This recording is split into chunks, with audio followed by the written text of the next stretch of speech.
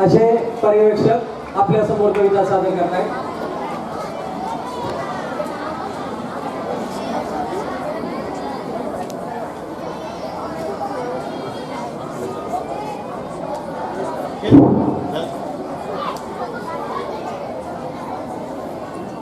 स्वातंत्र्याच्या काळामध्ये जन्मलेले कवी नारायण मुरलीधर गुप्ते उर्फ बी यांचा एक कविता संग्रह प्रसिद्ध झालेला आहे, फुलांची ओंजळ। स्वातंत्र्य मिळाल्यानंतर पाश्चिमात्य देशातून जे बदल वैचारिक होऊ लागले, त्या बदलाबरोबर पौरात्य देशामध्ये सुद्धा बदल झाले आणि मग असाच बदल या ठिकाणी त्यांनी मांडलेला आहे। शाळेतून आपली मुलगी घरी आलेली आहे आणि तिच्या डोळ्यातून पाणी येत आहे। तिची समजूत काढण्यासाठी वडील आपल्या मुलीला वेगवेगळी उदाहरणे देऊन तिची समजूत काढतात। अशी एक कवी बी यांची माझी कन्या या नावाने कविता प्रसिद्ध झालेली आहे। गायी पाण्यावर काय म्हणून आल्या, गायी पाण्यावर काय म्हणून आल्या, काग गंगा यमुनाही या मिळाल्या, उभय पितराच्या चित्त चोरटीला, कोण माझ्या बोलले गोरटीला। उठल वारे वाहती नाशिकात, उष्ण वारे वाहती नाशिकात, गुलाबाला सुतवीन काश्मीरात, नंदनातील हलविती वल्लरीला, कोण माझ्या बोलले छवितलीला। शुभ्र नक्षत्रे चंद्र चांदण्याची, दूढ रचलेली चिमुकली मण्यांची, गडे भुईवर पडे गडबडून, काग आला उत्पात गडून। तुला लंकेच्या पार्वती समान, पाहुणी होऊनी अभिमान, काय त्यातील बोलली एक कोण, आहा आली ही पहा भिकारी। रत्न सोने मातीत जन्म घेते, रत्न सोने मातीत जन्म घेते, राजराजेश्वर निज श्री घरी येते, कमळ होते पंकात तरी येते, वसंत श्री सत्कार करायाते। पंक संपर्क कमळ का भिकारी, दुली संग रत्न का भिकारी, सूत्र संगे सुमहार का भिकारी, कशी तुई मग मजमुळे भिकारी। भेट गंगा यमुनास होय जेते, सरस्वती असणार सहज तेते, रूप सद्गुणी संगम तुझ्या पैसे, भाग्य निश्चित असणार ते अपेसे। लाट उसळून जळी खरी व्हावे, त्यात चंद्राचे चांदणे पडावे, तसे गाली हसता तुझ्या व्हावे, उचंबळून लावण्यवर व्हावे। देव देतो सद्गुणी बालकांना, काय म्हणून आम्हास करंट्यांना, लांब त्यांच्या गावास जाऊन या, गुड घेतो हे त्यास पुसोनिया। गावी जातो ऐकता त्याच काली, पार बदलून ती बालसृष्टी गेली, गळा घालून करपाश रेशमाचा, वदे येते निपुर अद्यवाचा। धन्यवाद। धन्यवाद सर। यानंतर स्त्री म्हणजे काय घेऊन येत आहेत रेणुका लोखंडे साविब, रेणुका लोखंडे साविब।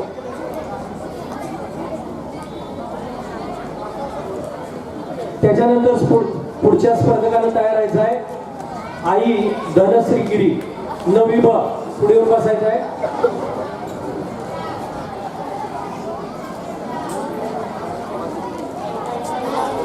माझे नाव रेणुका विश्वजित लोखंडे। आज मी तुमच्या समोर काव्य वाचनात विषय घेऊन येत आहे स्त्री। निसर्गाने बाल केलेले अबल सौंदर्य म्हणजे स्त्री। पावसाळ्यात भल्या मोठ्या पर्वराजीतून जमिनीपर्यंत कोसळणारा धबधबा म्हणजे स्त्री। सुरू होणारे पण कधी न संपणारे अंतर म्हणजे स्त्री। दृष्टी असूनही कुटुंबासाठीच्या मायेत अंध झालेले अस्तित्व म्हणजे स्त्री। समुद्राला मिळूनही अखंड वाहणारी जीवनदायिनी म्हणजे स्त्री। विधात्याचा अद्भुत चमत्कार म्हणजे स्त्री, जीवन शिकवणारी शिक्षिका म्हणजे स्त्री, असाध्य अशा महत्वाकांक्षा स्वतःमध्ये सहज सामावून घेणारी ती स्त्री, पुरुषाच्या आयुष्यात तारेवरून चालताना तारेवर चालणारे पाय म्हणजे स्त्री, संकटरूपी महिषासुरासमोर पाय रोवून उभी राहणारी मर्दिनी म्हणजे स्त्री, स्त्री असताना सुद्धा स्वतःमधला पुरुष अबाधित ठेवणारी फक्त आणि फक्त स्त्री. Behind every successful man there is women. Thank you. यानंतर धनश्रीगिरी, तिच्या कवितेचं नाव आहे आई नववी ब. धनश्रीगिरी.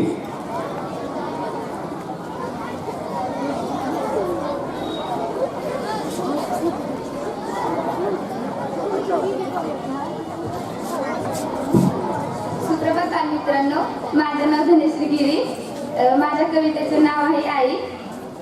जे काळजात आरपार घुसते त्याला आई म्हणतात, जी बाणाच्या घावाला सहन करते तिला आई म्हणतात, जी डोळ्यातून सतत वाहतं त्याला दुःख म्हणतात, जी दुःखालाही पिळून टाकते तिला आई म्हणतात, जे रडून बेजार करतात त्यांना राक्षस म्हणतात, जी राक्षसांनाही हसायला शिकवते तिला आई म्हणतात, जे विकारी प्रश्न असतात त्यांना समस्या म्हणतात, जी समस्यांनाही धैर्याने तोंड देते तिला आई म्हणतात, जे संकटाच्या वेळी सोडून जातात त्यांना परके म्हणतात, जी परक्यांनाही पदरा आड आसरा देते तिला आई म्हणतात. थँक्यू.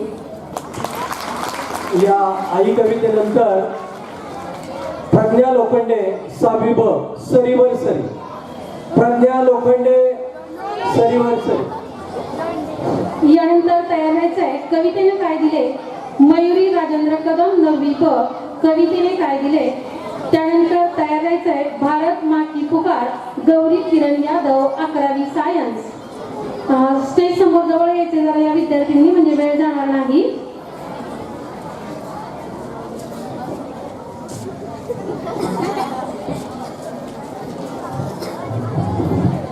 नमस्कार, माझे नाव प्रज्ञा सुनील लोंढे. माझ्या कवितेचे नाव आहे सरीवर सरी. झिम झिम पडती छपरावरती पर्जन्याच्या सरी, तुडुंबे भरुणी अंगण जाता मौज दिसेही खरी, कागदी नावा करुणी सुंदर किशोर जमले गंगतटा, सोडून पाण्यावरती देह भान विसरून मिर, त्या नावांची नवनगरी. झिम झिम पडती छपरावरती पर्जन्याच्या सरी, मेघ वरसता निसर्ग डोले हिरव्या राणी घेऊन, पशुपक्षीही तृप्त झावन ग्रीष्म ऋतूचे सटके झेलून, वर्षा ऋतूसी ए सामोर. झिम झिम पडती छपरावरती पर्जन्याच्या सरी, वसुदेचे लावण्य बहरले बळीराजाचे मन, शेतामधून अवत चालले नवसंजीवनी तेजतया, साडी द्याली हरी हरी. झिम झिम पडती छपरावरती पर्जन्याच्या सरी, पर्जन्याच्या सरी. धन्यवाद. यानंतर कवितेने काय दिले मयुरी राजेंद्र कदम 9वी ब. कवितेने काय दिले. यानंतर भारत माँ की पुकार गौरी किरण यादव.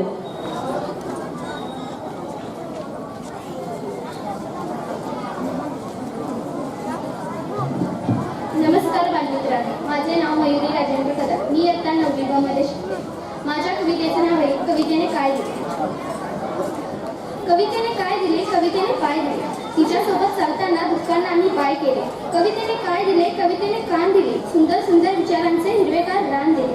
कवितेने काय दिले, कवितेने भान दिले, आयुष्याचे रंग उडतात त्याला नवे वाण दिले. कवितेने काय दिले, कवितेने मन दिले, उघड्या वागड्या गप्पांना तिने तर प्राण दिले. कवितेने काय दिले, कवितेने त्राण दिले, जीवन घेण्या वेदनांना तिनेच तर प्राण दिले. धन्यवाद. यानंतर भारत माँ की पुकार गौरी किरण यादव 11वी सायन्स.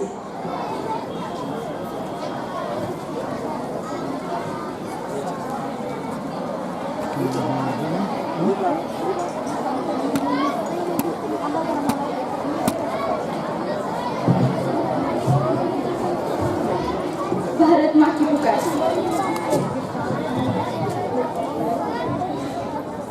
लोहा नहीं, अग्नि नहीं, नहीं कोई तलवार, ये है भारत माता के दिल की पुकार. छोड़ो आपसी रंजिश का दामन, फैलाओ तिरंगा हर एक आंगन. अब मिला है एक पिता का साया, बनकर सच्चा बेटा बदलो देश की काया. हुड्डालों का करो विचार, अब तो समझो विदेशी चार.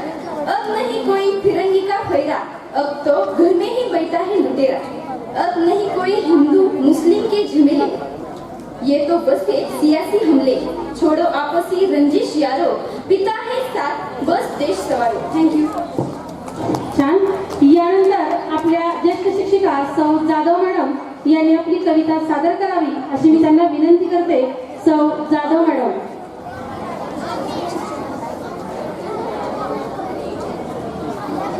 विद्यार्थी हो, कविता म्हणजे काय असतं? वाटलं होतं कविता हा शब्दांचा खेळ आहे, थोड्याशा उपमा, थोडेसे विचार यांचा मेळ आहे. शब्द असतात हसरे नाचरे, तेव्हा कविता होते गोजीरवाणी. शब्द असतात उदास भरे, तेव्हा कविता होते बापुडवाणी. पण एक वेळ अशी येते की भावनांच्या महासागरात शब्दच वाहून जातात, तेव्हा कविताच होते सर्वांग सुंदर गाणी. आणि शब्द बनून येतात डोळ्यातील पाणी, शब्द बनून येतात डोळ्यातील पाणी. कविता सादर करत आहेत जाधव मॅडम.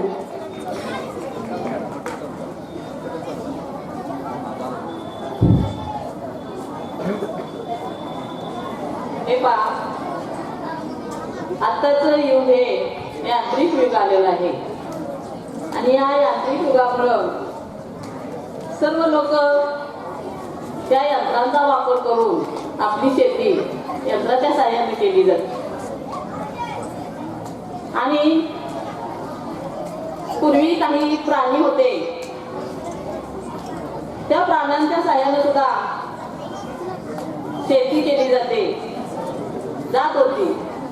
पण हल्ली कोळपणी, पेरणी, नांगरणी हे सगळं यंत्राच्या साहाय्याने केलं जातं.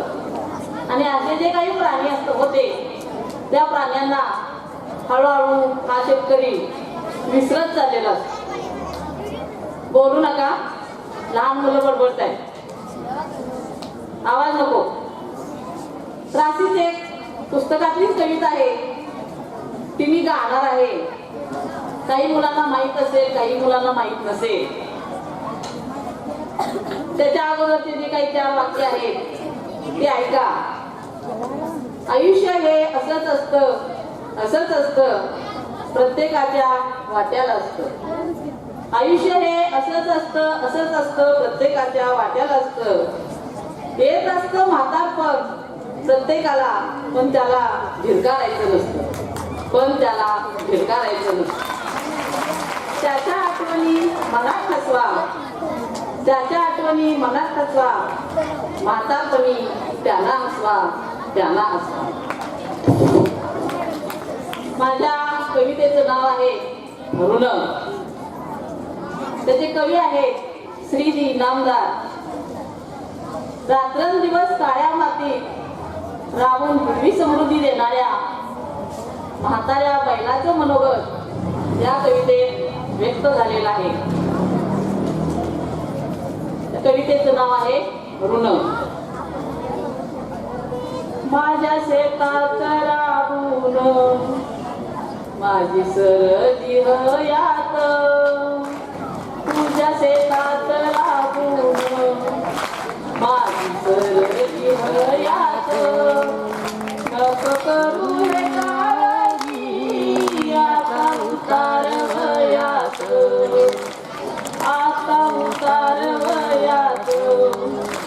नाही राजा ओढवत 4 पाऊले नांगर. नको म्हणू सवंगार, नको म्हणू सडंगर, नको म्हणू सवंगार, नको म्हणू सडंगर. माझ्या ऐन उमेदीत माझी गाई दिसववी, नको जाव कसारती आता भटका रुसिली. नको जाव कसारती आता भटका रुसिली. माझा गालवायासी तेव्हा चाललास गुळ. कधी घातलीस चूल, कधी घातलीस माळ, कधी घातलीस चूल, कधी घातलीस माळ. अशा गोड आठवणी त्यांचे करी दरवंत. मला मरण चिंतित मला मरण येऊ दे तुझे कुशल चिंतित मेल्यावर तुझे ठाई पुन्हा एकदा उठू दे मेल्यावर तुझे ठाई पुन्हा एकदा उठू दे माझ्या काकड्याचे डोळे तुझ्या पायात वाजू दे तुझ्या पायात वाजू दे तुझ्या पायात वाजू दे. धन्यवाद. धन्यवाद मॅडम. छान. यानंतर कविता घेऊन येत आहे प्रणाली विकास क्षीरसागर 9वी ब. कवितेचं नाव आहे वुमेन. कवितेचं नाव आहे वुमेन. प्रणाली विकास क्षीरसागर 9वी ब.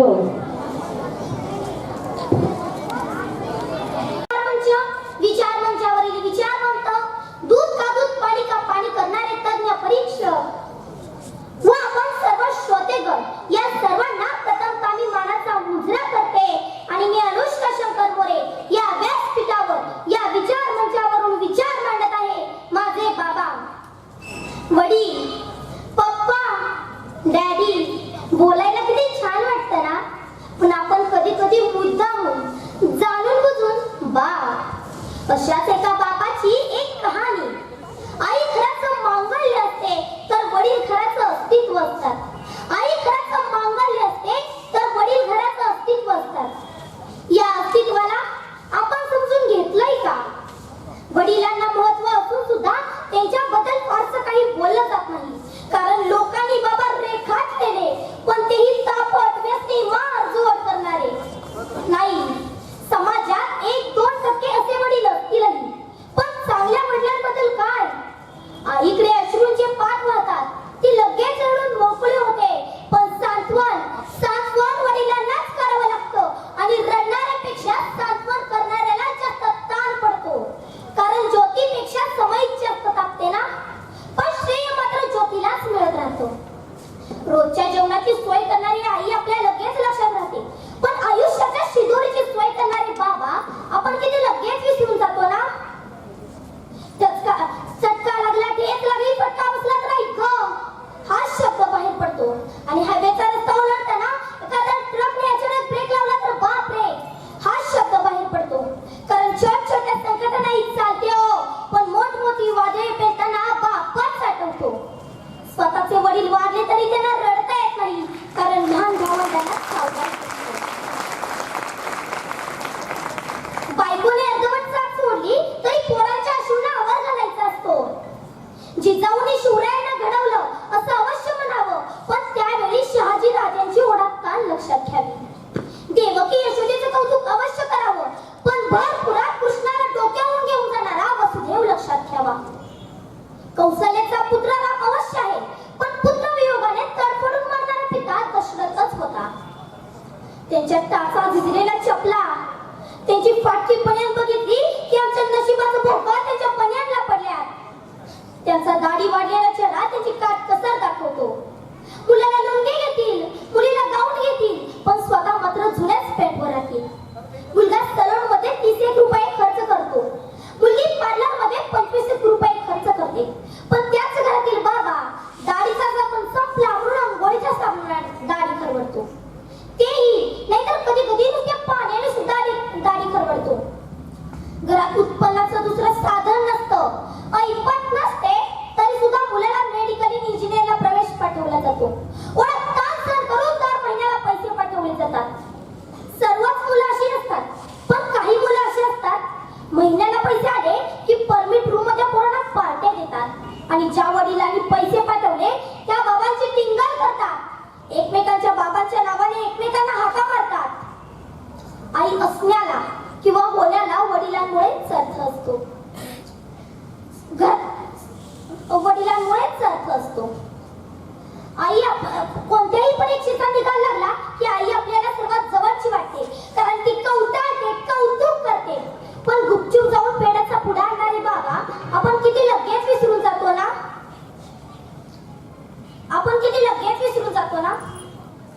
किती ग्रेट असतात ना रे बाबा.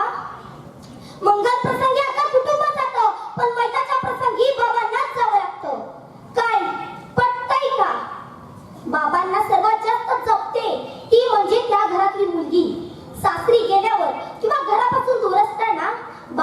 फोनवर बोलताना त्यांचा बदललेला वास्तविका क्षणात ओळखते आणि 100 प्रश्न विचारायला सुरुवात करते.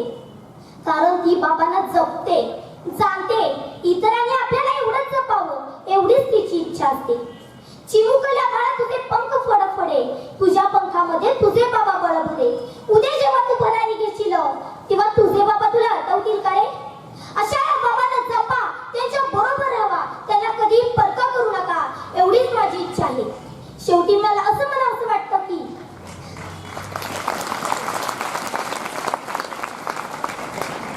बाबांसाठी काय बोलू, बाबांसाठी कसे बोलू, बाबांसाठी काय बोलू, बाबांसाठी कसे बोलू.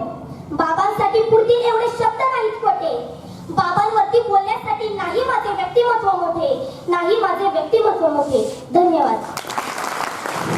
छान, उत्कृष्ट, सुंदर. विद्यार्थ्यांच्या कलागुणांना वाव देणे हे आपले कर्तव्य आणि त्यामुळेच भाषण असो, काव्य वाचन असो किंवा विविध गुणदर्शन कार्यक्रम असो, विद्यार्थ्यांचा सर्वांगीण विकास हाच आमचा ध्येय किंवा ध्यास. यानंतर आपण आपल्या प्रमुख कार्यक्रमाकडे वळणार आहोत. त्यामध्ये सर्वप्रथम आपल्या ज्युनियर कॉलेजचे ज्येष्ठ प्राध्यापक कांबळे सर यांना मी विनंती करते की त्यांनी उद्घाटनपर कविता सादर करावी.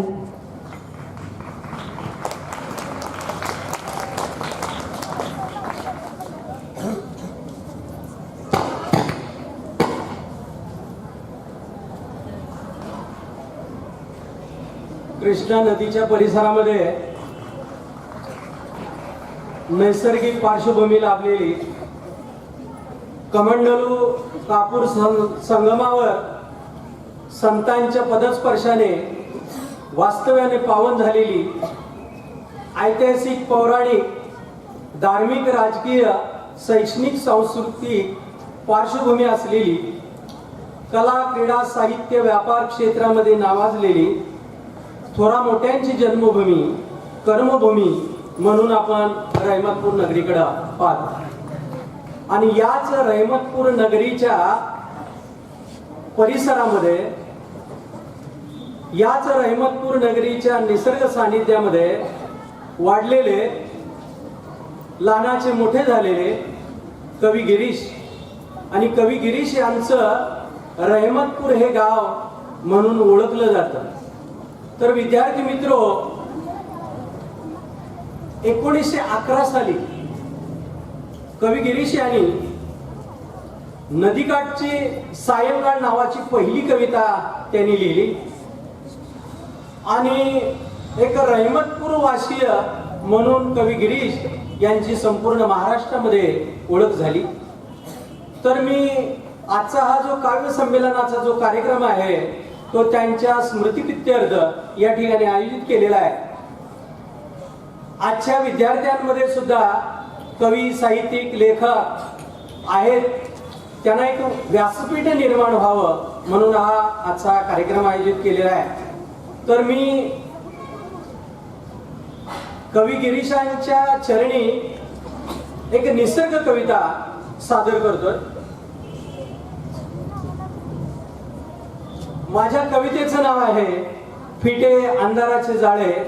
श्रीधर फडके यांनी सादर केलेली फिटे अंधाराचे जाळे.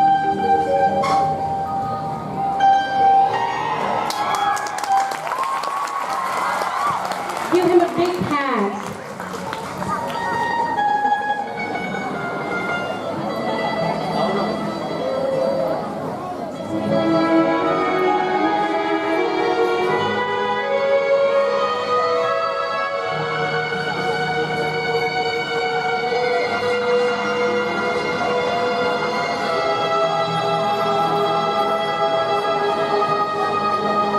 फिटे अंधाराचे जाळे झाले मोकळे आकाश. फिटे अंधाराचे जाळे झाले मोकळे आकाश. फिटे अंधाराचे झाले मोकळे. घरी कोऱ्यातून वाहे एक प्रकाश प्रकाश. ते अंधाराचे जाळे आकाश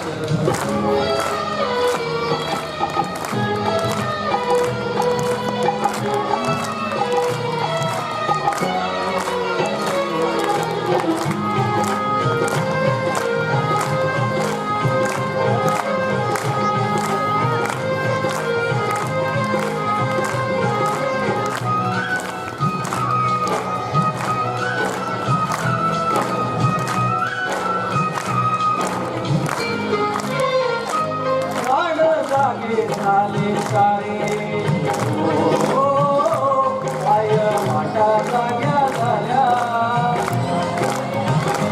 प्राण जागे झाले सारे पाय वाटा जाग्या झाल्या सूर्य जन्म साधो घरी संगे सागरच्या सावली सूर्य जन्म साधो घरी संगे एक आलो गेला वन्य हो, आले भरास भरास हे अंधाराचे जाळे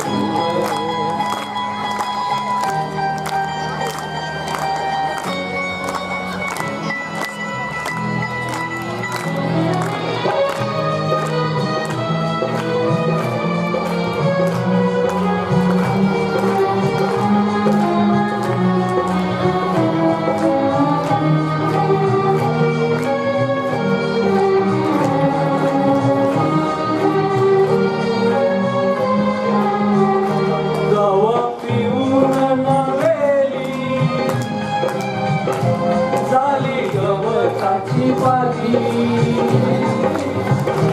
गव पिऊन नवेली झाली गवताची पाली गाली जुनीच नव्याने आली पाखरांच्या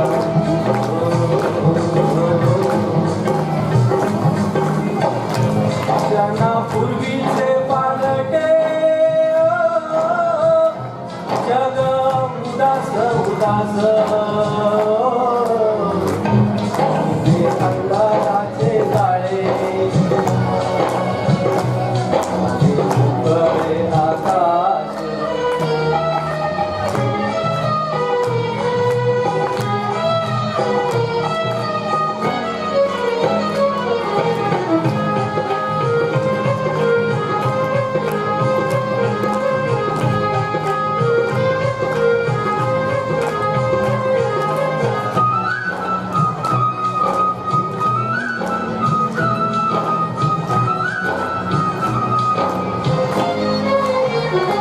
झाला आजचा प्रकाश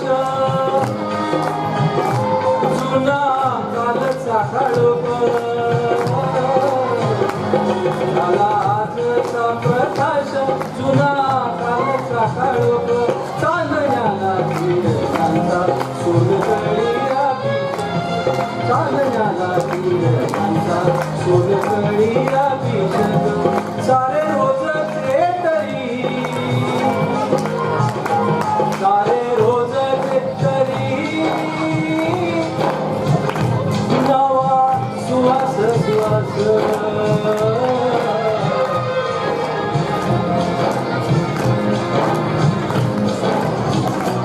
किटे अंधाराचे जाळे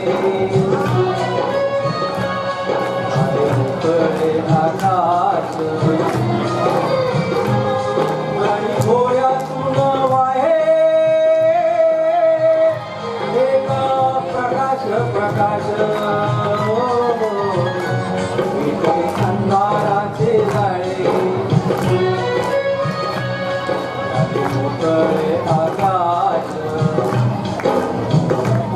इथे अंधाराचे जाळे उघडे आकाश उघडे आकाश उघडे आकाश झाले उघडे आकाश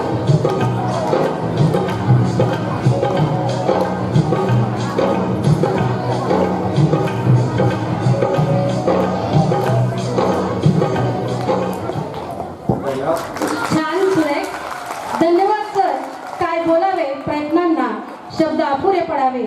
सर्वांनी पुन्हा एकदा कांबळे सरांसाठी सुंदर असा टाळ्यांचा गजर करायचंय आणि त्यांचं अभिनंदन करायचंय. धन्यवाद सर.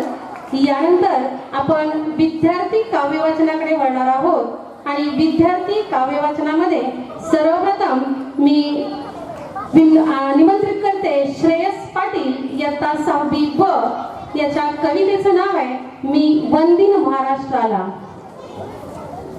इयत्ता 6वी ब श्रेयस पाटील कवितेचं नाव आहे वंदीन महाराष्ट्राला. मी वंदीन महाराष्ट्राला.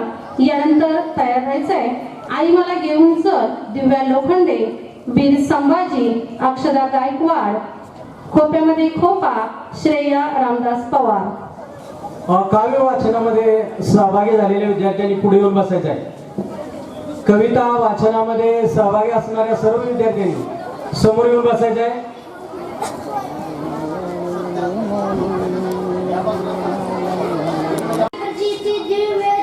शरण मी सदा महाराष्ट्राला नमितो महाराष्ट्राला मी वंदीन या राष्ट्राला मी वंदीन महाराष्ट्राला.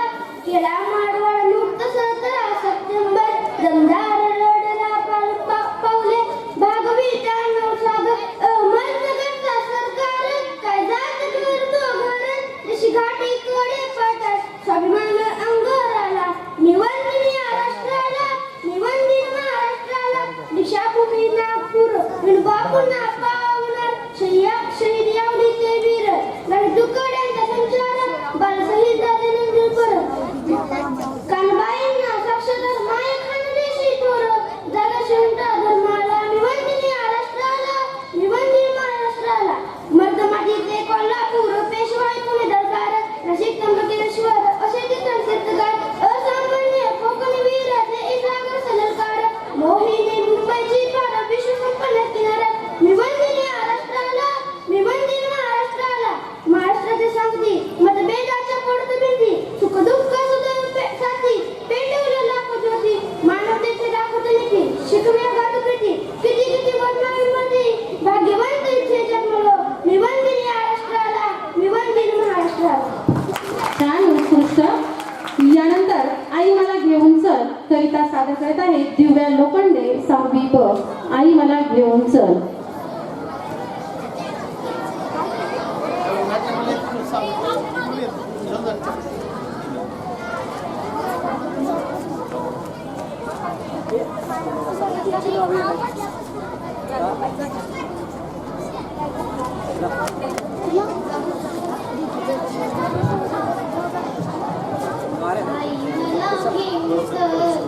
उंच आकाशात ढगांच्याही पलीकडे मी आहे या प्रकाशात. पृथ्वीवरच्या जीवनाचा आलाय भारी कंटाळा 4 दिवस राहू तिथं अनुभव थोडा वेगळा. पृथ्वीवरच्या जीवनाचा आलाय भारी कंटाळा 4 दिवस राहू तिथं अनुभव थोडा वेगळा. आई उंच उंच उंच आकाशात ढगांच्याही पलीकडे मी आहे या प्रकाशात. रात्री थोडं फिरून येऊ चांदोबाशी खेळू चांदण्याशी गप्पा मारू कसा मस्त जाईल वे.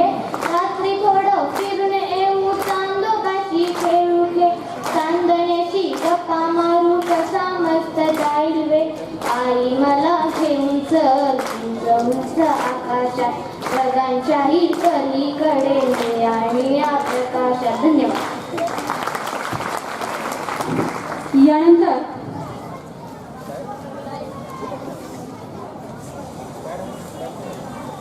यानंतर वीर संभाजी अक्षदा गायकवाड 6वी ब.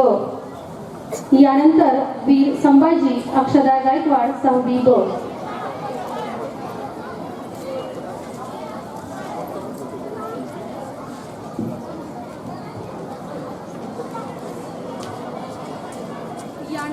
यानंतर खोप्यामध्ये खोपा श्रेया रामदास पवार 8वी अ. खोप्यामध्ये खोपा श्रेया रामदास पवार 8वी अ.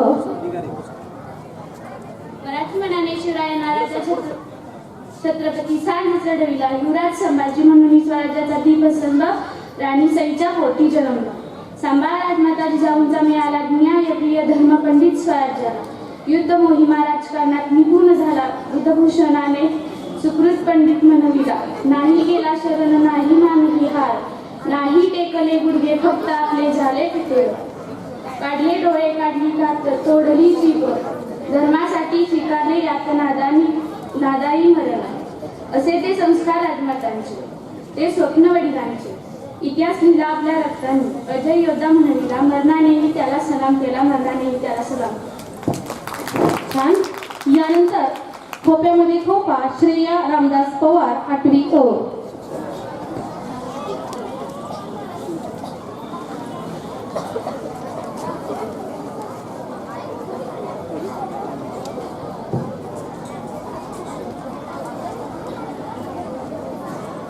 मी श्रेया रामदास पवार तुमच्यासमोर संत बहिणाबाई चौधरी यांची कविता सादर करत आहे. त्या कवितेचे नाव आहे खोप्यामध्ये खोपा.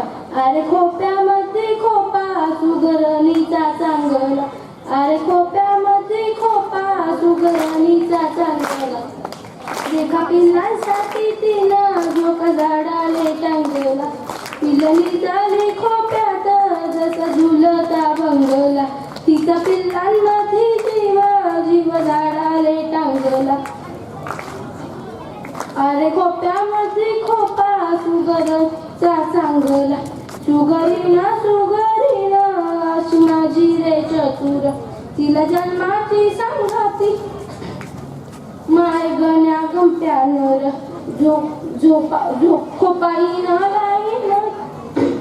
खोपाईना लाईनाला जसा गिलक्यांचा कोसा. पाखराची कारागीर जसा देख रे माणसा, तिचे इहुलीचे टोच, तेच दात तेच ओठ. तुला दिले रे देवान 2 हात 10 बोटे. अरे खोप्यामध्ये खोपा सुगरणीचा चांगला. धन्यवाद. धन्यवाद. या कवितेनंतर सातारा जिल्ह्यामध्ये प्रसिद्ध असलेले, आज या ठिकाणी प्रमुख पाहुणे म्हणून उपस्थित असलेले माननीय प्राध्यापक Shri Sedge sir, Deur junior college Deur. सर्व महाराष्ट्रात एक नामांकित कवी म्हणून त्यांचा नामोल्लेख केला जातो. असं व्यक्तिमत्व आज या ठिकाणी आपल्याला लाभलेलं आहे. तर मी त्यांना विनंती करतो की त्यांनी त्यांची कविता सादर करावी. सेडगे सर.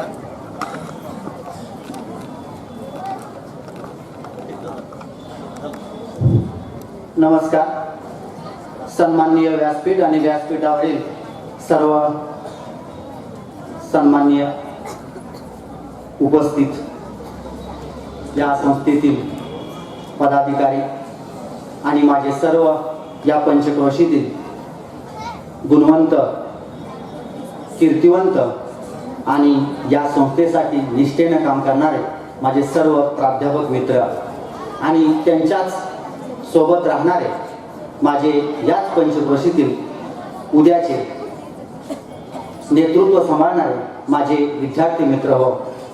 थोड्या मोठ्यांच्या पदस्पर्शानं पावन झालेल्या या विद्यालयामध्ये माझ्यासारख्या सर्वसामान्य माणसाला उभं राहण्याची संधी मिळाली हे माझं खऱ्या अर्थानं भाग्य आहे. कारण ही पंचक्रोशी, हे विद्यालय हे एका गुणवंत, कीर्तिवंत आणि क्रांतिकारक विचारवंतांच्या प्रेरणेतून निर्माण झालेलं आहे. आणि या विद्यालयाचं नेतृत्व करणारे या संस्थेचे संस्थापक अध्यक्ष हे भैयासाहेब यांच्या कर्तृत्वाने आणि मार्गदर्शनाने ही संस्था चालते. त्याचबरोबर माझा सर्व शिक्षक सहकारी मित्र गुणवत्तेसाठी सतत झगडत असतो आणि याच त्यांच्या कष्ट करण्याच्या वृत्तीतून एक नवीन कार्यक्रम उदयास आला, तो म्हणजे आजचा काव्य वाचनाचा. शाळा महाविद्यालयामध्ये वेगवेगळे गुणदर्शनाचे कार्यक्रम होतात, पण कवी संमेलन करणारं मला वाटतं त्या परिसरातलं आणि जिल्ह्यातलं पहिलं हे कॉलेज असेल असं मला वाटतं. विविध गुणदर्शनाचा कार्यक्रम होतो, नाच गाण्यांचा कार्यक्रम होतो, परंतु मित्रांनो आजचा साहित्यिक टिकवायचा असेल तर अशा संस्थेचा आदर्श घेणं मला वाटतं गरजेचं आहे. ज्या माझ्या गुरुवर्यांनी इथं कविता सादर केली ते माझे गुरुच आहेत. इथं बसलेले ज्युनियर कॉलेजचे सर्व सिनियर शिक्षक यांच्या हाताखाली मी शिकलो नाही, पण माझ्या 12वीच्या बोर्डाच्या परीक्षाला सुपरविजन करणारे माझे सहकारी गुरुवर्य के.टी. माने सर सध्या मागं उभा आहेत. पण ज्या वेळेला ते पुढे उभे राहिले होते त्यावेळेला मित्रांनो 3 तासांमध्ये मला वाटतं मी 2 वेळा माझा रुमाल पेण्या इतका वाला झाला होता. त्याचं कारण सांगतो तुम्हाला. एवढा शिस्तीचा कडक माणूस माझ्या पुढे उभा राहिल्यानंतर कुणीही इकडे तिकडे बघून पेपर लिहिण्याचं डेअरिंग करत नव्हतं. असे हे के.टी. माने सर. त्याचबरोबर या शाळेचे शिस्तप्रिय मुख्याध्यापक पर्यवेक्षक, त्याचबरोबर याच पंचक्रोशीतले सर्व प्राध्यापक मित्र, साबळे सर असतील, सूत्रसंचालन करणाऱ्या माने मॅडम असतील, नेवासे सर असतील, इंग्रजी विषयावरती कमांड असणारे जिल्ह्यातले ज्येष्ठ आणि इंग्रजी विषयात निष्णात असणारे इंग्रजीचे विषय शिक्षक असतील, या सर्वांना वंदन करतो. या संस्थेतील सर्व श्रेष्ठ संचालक, संस्थापक अध्यक्षांना वंदन करतो आणि व्यासपीठावर असणाऱ्या माझ्या आई समान असणाऱ्या सर्व माता भगिनींना आणि इकडं या बाजूला असणाऱ्या सर्व माझ्या शिक्षक बंधू आणि भगिनींना वंदन करतो. आणि खास एक आईची कविता मी तुमच्या पुढे सादर करतो, ज्या कवितेनं मला अख्खा महाराष्ट्र दाखवला, ज्या मातेनं मला जन्माला घातलं आणि माझ्या हातामध्ये खपराची पाटी दिली आणि त्याच्यावरती उजव्या हाताच्या 3 बोटांनी मला अक्षर रेषा ओढायला शिकवल्या, त्या मातेला मी 30 वर्षानंतर रोज तिच्या सोबत होतो, परंतु 30 वर्षानंतर मला माझी माय कळली आणि ती माय तुमच्या पुढे ठेवण्याचं भाग्य आज मला वाटतं इथं लाभलेलं आहे. ही कविता तुम्ही गेल्या वर्षी पंचक्रोशी साहित्य संमेलनाच्या कवी कट्ट्यावरती ऐकली असेल. बाबा आढावांच्या हस्ते ज्या पुस्तकाचं प्रकाशन झालं त्या पोशिंदा पुस्तकाचा मी कवी आहे हे अभिमानानं सांगतो. आणि त्या पोशिंदा नावाच्या काव्यसंग्रहातील जी कविता, तिला वेगवेगळे सन्मान मिळाले, पुरस्कार मिळाले, ते सर्व काही प्रमाण मानून तुमच्या पुढे कविता सादर करतो. मित्रांनो, हे जे मिळालं ते तुमचं होतं, तुम्ही दिलं, तुमच्याकडून आलं. आम्ही फक्त एकच केलं, दोन्ही हातानं तुमच्यावरती उधळण्याचं काम केलं, दोन्ही हातानं तुमच्यावरती उधळण्याचं काम केलं. मी प्राध्यापक नंदकुमार शेडगे आपणा पुढे कविता सादर करतोय. कविता गेय स्वरूपात आहे. कवितेचं शीर्षक आहे माय. रानामध्ये उन्हामध्ये, रानामध्ये उन्हामध्ये माझी राबते माय, तिला बघून थांबरते माझ्या गोठ्यातली गाय, तिला बघून थांबरते माझ्या गोठ्यातली गाय. घराव गुराव तिचा दडलेला जीव, नाही ओलांडली तिनं माझ्या गावाची असीवा, नाही ओलांडली तिनं माझ्या गावाची असीवा. उठल्यापासून सुरू असतो, उठल्यापासून सुरू असतो कामातीचा हात, लेकरांसाठी कष्ट केलं तिनं दिन रात, लेकरांसाठी कष्ट केलं तिनं दिन रात. नसायाच्या कधी तिच्या, नसायाच्या कधी तिच्या पायात वाहना, तरी सुद्धा रावायची माझी माय उन्हाताना, तरी सुद्धा रावायची माझी माय उन्हाताना. नव्हती नसीबात तिच्या कधी शाळा, मला मात्र म्हणायाची शिक माझ्या बाळा, मला मात्र म्हणायाची शिक माझ्या बाळा. लेकरांना वाढताना, लेकरांना वाढताना केला तळ हाताचा पाळणा लेकरांच्या सुखाचा तीन फुलविला माळा लेकरांच्या सुखाचा तीन फुलविला माळा अंगणातल्या तुळशीला पाणी नित्य नेमान घालते परसातल्या वेलीच फुल होऊन फुलते परसातल्या वेलीच फुल होऊन फुलते देवघरातल्या समईची वात होऊन जळते माय रानात रावते माय घामात भिजते माय रानात रावते माय घामात भिजते धन्याच्या नावाच कुंकू भांगात करते घरादाराच्या सुखाच दान देवाला मागते घरादाराच्या सुखाच दान देवाला मागते माय रानात भिजते माय घामात भिजते जन्म येतानाच तिच्या कष्ट भाळावली हल तिच्यामुळे मी आज दिस सोन्याच पाहिलं तिच्यामुळे मी आज दिस सोन्याच पाहिलं जीन जगताना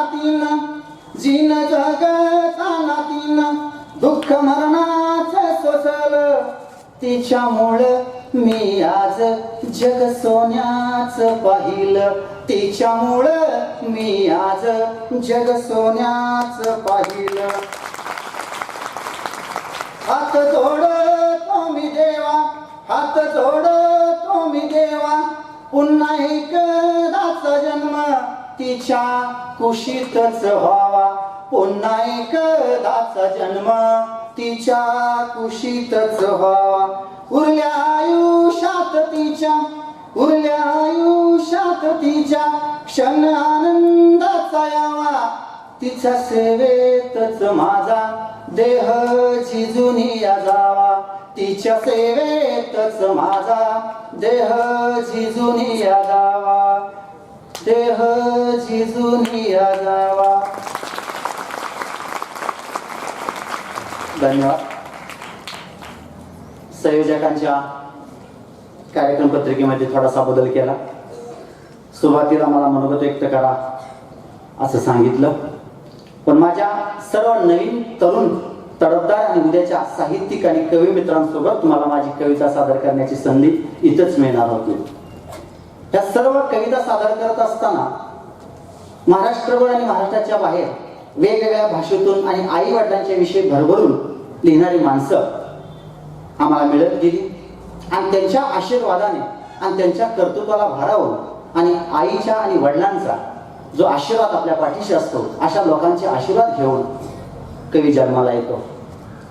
मम्मट नावाचा एक संस्कृत अभ्यासक म्हणतो, काव्य यशस्वी अर्थकृत्य व्यवहारगीते शिवेत रक्षेते परनिवृत्त कांता संमित उपदेशिते. मित्रांनो, तुम्हाला समजणे इतकं तुमचं आत्ताचं ज्ञान नाही, पण ज्याला तुम्ही महाविद्यालयामध्ये मराठीचं शिक्षण घ्या त्याला कविता कशी जन्मते त्याविषयी तुम्हाला एक स्वतंत्र टॉपिक आहे, त्याचा तुम्ही अभ्यास करावा.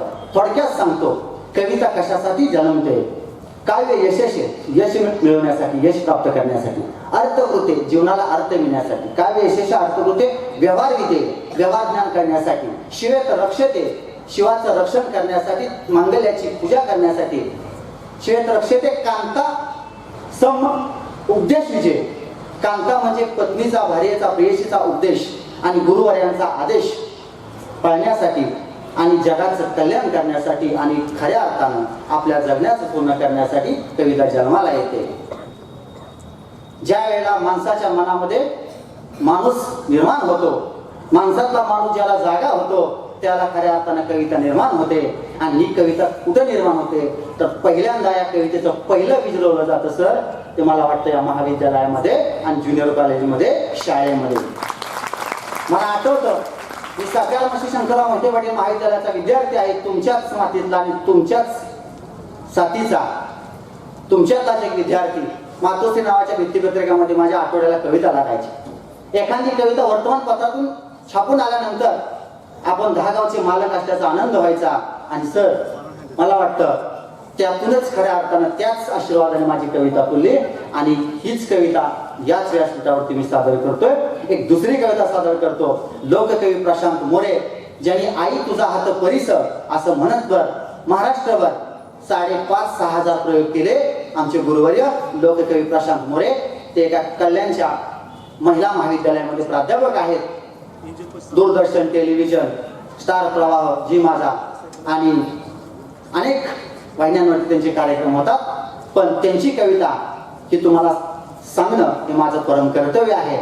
मित्रांनो, आपल्या आई वडिलांचा आशीर्वाद आपल्याला मिळतो आणि त्यांच्या स्पर्शानं आपल्या जगण्याचं सोनं होतं. एखाद्या लोखंडी धातूच्या तुकड्याला परिसाचा स्पर्श व्हावा आणि त्याच्या आयुष्याचं सर्वांग सोनं व्हावं, असं साहित्य वाचनानं सर्व तुमच्या आमच्या आयुष्यामध्ये बदल घडतो. आमचे डॉक्टर APJ अब्दुल कलाम एका ठिकाणी म्हणतात, खरा संशोधक हा विद्यार्थी असतो. आणि खरं मित्रांनो, पहिला प्रश्न हा विद्यार्थ्याला पडतो आणि त्या विद्यार्थ्याच्या प्रश्नाचं उत्तर देण्याचा भाग्यवान शिक्षक आमचा मार्गदर्शक ठरतो. पुन्हा मी कवितेकडे येतो. कविता लोककवी प्रशांत मोरे यांची आहे. आई तुझा हात परिसर, कविता गेय आहे. लोककवी प्रशांत मोरे यांची कविता सादर करतो. कविता गेय आहे.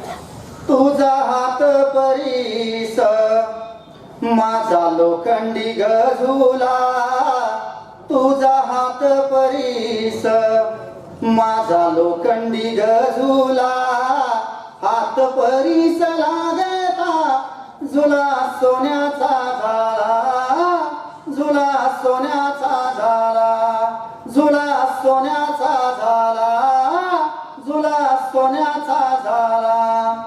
तू मदाळ मायेची गोडी, तू मायेची दिवाळी, चूल पेटली पेटली तुझ्या नशिबी सदाची होळी. कुण्या येड्या सटवाईला तुझ करमलीवाल, तुझ जगन मरण चार भिंतीत चिनल. टाक टाकून ती गेली, नाही वाटली तिला लाज. घरादाराच सार सार तुझ्या डोईवरी योज. सटवाईला विचारी जाब, काय दुश्मनी वाती, दिली सारा नाजाती.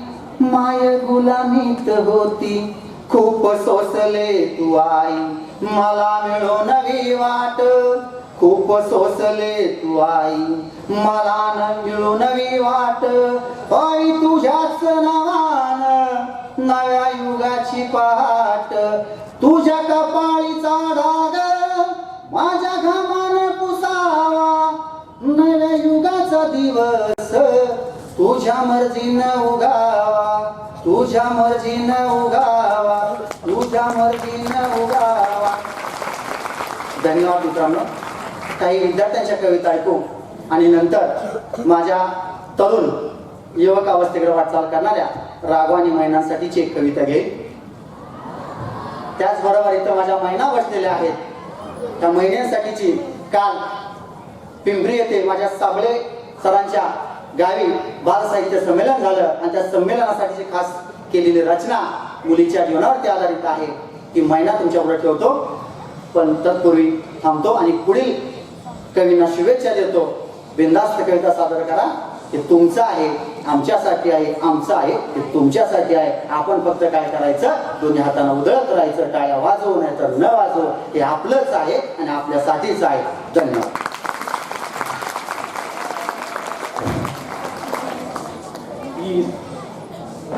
इथेच ईश्वर, इथेच काशी, इथेच ईश्वर, इथेच काशी.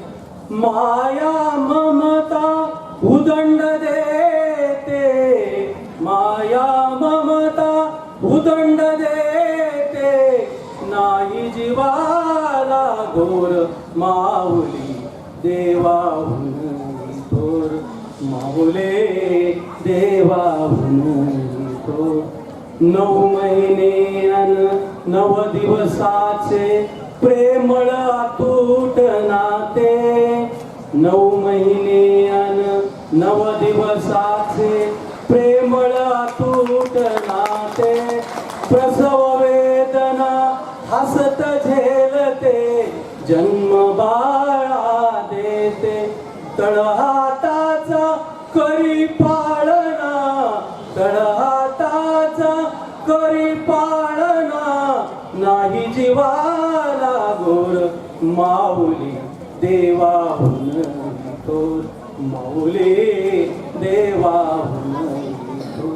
विद्यार्थी मित्र, आजच्या कार्यक्रमाचे प्रमुख पाहुणे शेडगे सर यांनी आईचं महत्व या ठिकाणी आपल्या कवितेतून मांडलेलं आहे. धन्यवाद सर. याच्यानंतर इयत्ता 9वीचा विद्यार्थी येतोय.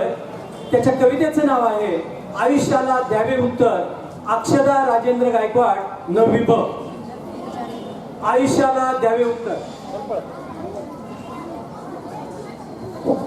यानंतर तयार व्हायचंय आपलं फक्त लक्ष नसतं, मयूर गायकवाड, 9वी ब. त्यानंतर मैत्री सुप्रिया रामचंद्र माने. त्याच्यानंतर स्त्री रेणुका लोखंडे. नमस्कार बालमित्रांनो. नमस्कार बालमित्रांनो, मी अक्षदा राजेंद्र गायकवाड, इयत्ता 9वी ब. आज मी तुमच्या समोर बिंदा करंदीकर यांची आयुष्याला द्यावे उत्तर ही कविता सादर करीत आहे. असे जगावे दुनियेमध्ये आव्हानांचे लावून अत्तर, नजर रोखुनी नजरेमध्ये आयुष्याला द्यावे उत्तर. नको गुलामी नक्षत्रांची, भीती आंधळी ताऱ्यांची, आयुष्याला भिडता नाही चैन करावी स्वप्नांची. असे दांडगी इच्छा ज्याची, मार्ग तयाला मिळती सत्तर, नजर रोखुनी नजरेमध्ये आयुष्याला द्यावे उत्तर. पाय असावे जमिनीवरती कवेतांबर घेताना, हसू असावे होटांवरती काळीज काढून देताना. संकटाचे ठणकावून सांगावे आता ये बेहतर, नजर रोखुनी नजरेमध्ये आयुष्याला द्यावे उत्तर. करून जावे असे काही दुनियेतून या जाताना, गहिवर यावा जगास साऱ्या निरोप शेवट का देताना. स्वर कठोर त्या काळाचाही क्षणभर व्हावा कातर कातर, नजर रोखुनी नजरेमध्ये आयुष्याला द्यावे उत्तर. नजर रोखुनी नजरेमध्ये आयुष्याला द्यावे उत्तर, आयुष्याला द्यावे उत्तर. धन्यवाद. यानंतर मयूर गायकवाड, 9वी ब. आपलं फक्त लक्ष नसतं. कवितेचं नाव आहे आपलं फक्त लक्ष नसतं. नमस्कार बालमित्रांनो, माझ्या कवितेचं नाव आपलं फक्त लक्ष नसतं. संकटांना कधी कंटाळायचं नसतं, त्याला सामोरं जायचं असतं. कोणी नावे ठेवली तर थांबायचं नसतं, आपलं चांगलं काम करायचं असतं. अपमानाने कधी खचायचं नसतं, जिद्दीने बळ वाढवायचं असतं. नाराज मुळीच व्हायचं नसतं, चैतन्य सदा फुलवायचं असतं. पाय ओढले म्हणून परतायचं नसतं, पुढे आणि पुढे जायचं असतं. लोक निंदेला कधी घाबरायचं नसतं, आपलं सामर्थ्य दाखवायचं असतं. रागात कोणाला बोलायचं नसतं, प्रेमाने मन जिंकायचं असतं. जीवनात खूप करण्याजोगं असतं, आपलं फक्त तिकडे लक्ष नसतं. धन्यवाद. धन्यवाद. याच्यानंतर कवितेचं नाव आहे मैत्री. सादर करतायत सुप्रिया रामचंद्र माने, 11वी सायन. सुप्रिया रामचंद्र माने, 11वी सायन. कवितेचं नाव आहे मैत्री.